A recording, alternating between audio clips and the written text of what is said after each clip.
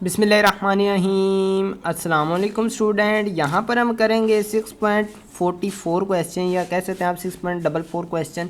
Student कहता है कि आपके पास एक ये है काइन है, ठीक है। ये मैंने एक सिंपली सा काइन ले लिया है। तो कहता है कि इसे आपने 3 काइंस आर टास्ड। अब 3 सिक्के हैं, ठीक है। अगर आपको ये कह दे कि 1 coin is tossed for 3 times, तो भी एक ही बात है, ठीक है। एक ही काइन को 3 टाइम टॉस किया गया। तो और साथ अगर आपको ये कह दें कि 3 काइन्स है, उसको 1 टाइम आपने टॉस करना है, ठीक, तो भी एक ही बात है, ठीक है। तो अब आप ये कह लें कि 3 काइन्स जो आपने टॉस किए। फिर नेक्स्ट हमें कह रहा है कि आपने प्रोबेबिलिटी फाइंड आउट करनी है एट लीस्ट 1 हेड की। अब एट लीस्ट का क्या मतलब है? सबसे पहले ये देखिए 3 काइंस हम कह सकते हैं कि एज्यूम, या आप कह लें let A be the event, A be the event has at least 1 head,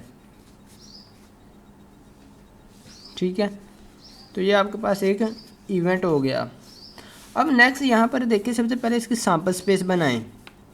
sample space क्या बनेगी? सैंपल स्पेस में हमारे पास क्या आएंगे, ये देखें।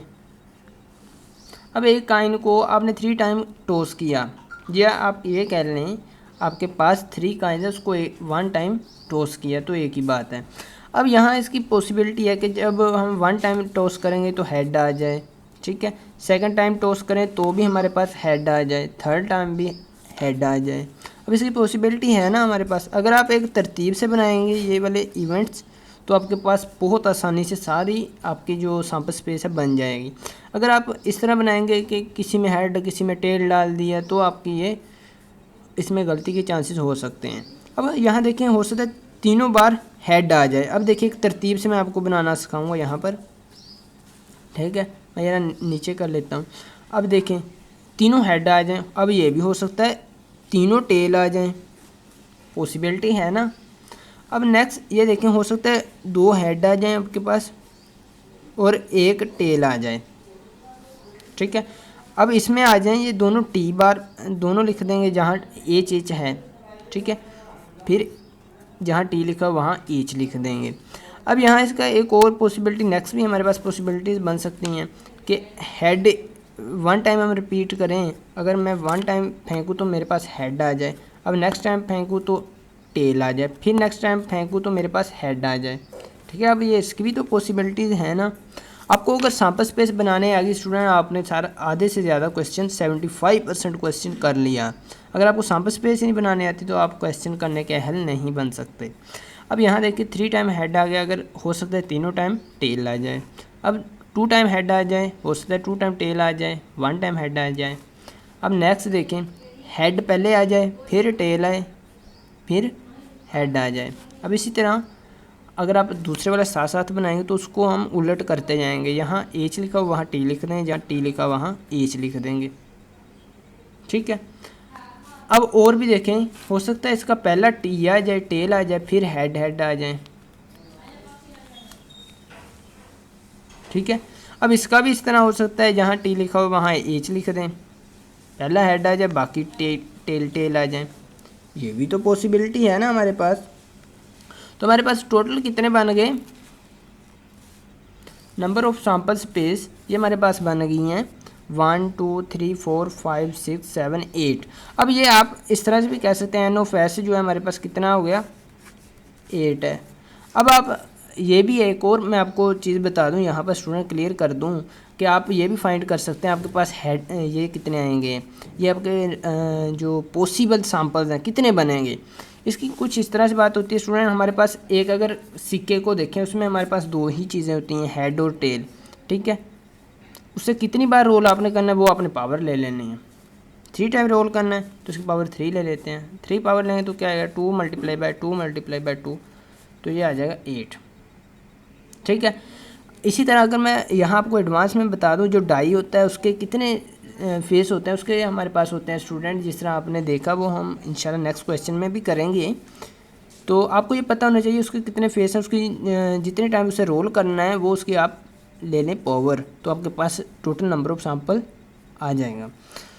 तो अब उसने क्या कहा हमें कि ए be the event has at least one head. अब एट लीस्ट का सबसे पहले पता होना चाहिए आपको, एट लीस्ट होता क्या है, कम से कम, कम अज़ कम,